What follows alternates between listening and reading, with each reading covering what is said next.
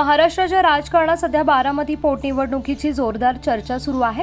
उपमुख्यमंत्री अजित पवार यांच्या दुर्दैवी निधनानंतर ही निवडणूक होत असून महायुतीकडून त्यांच्या पत्नी सुनेत्रा पवार यांना उमेदवारी देण्यात आली आहे। सुरुवातीला ही निवडणूक बिनविरोध होईल अशी शक्यता वर्तवली जात होती, मात्र काँग्रेसने आकाश मोरे यांना उमेदवारी देत राजकीय समीकरणांमध्ये मोठा बदल घडवून आणला आहे।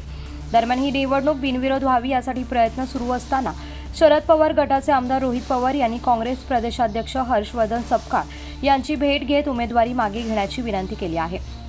पण काँग्रेसने यासाठी स्पष्ट अट ठेवली आहे की अजित पवार यांच्या विमान अपघाताची सखोल चौकशी करून रीतसर FIR दाखल करावी। ही अट पूर्ण झाल्यास उमेदवारी मागे घेण्याचा विचार केला जाईल अशी भूमिका काँग्रेसने मांडली आहे। हर्षवर्धन सपकाळ यांनी यावर प्रतिक्रिया देताना म्हटले की आमची अट चुकीची नाही, खरं तर ती गरजेचीच नव्हती, मात्र महायुतीकडून आमच्याशी कोणताही संपर्क साधला गेला नाहीये। तसंच त्यांनी सवाल उपस्थित केला आहे की 15 मार्चला निवडणूक जाहीर झाली, पण 5 एप्रिलपर्यंत कुणी संवाद साधला नाही। मग राष्ट्रवादीला या निवडणुकीत खरंच रस होता का, की सर्व सूत्र भाजपकडे सोपवली होती? या सगळ्या घडामोडींमुळे बारामतीतील पोटनिवडणूक आता बिनविरोध राहणार की थेट लढत होणार याकडे आता संपूर्ण राज्याचं लक्ष लागलं आहे।